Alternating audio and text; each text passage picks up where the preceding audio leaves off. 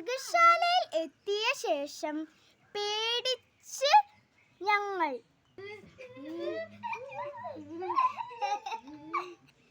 വീട്ടിലേക്ക് തിരിച്ചു വരുമ്പോൾ ഞങ്ങളുടെ ഉണ്ണികൾ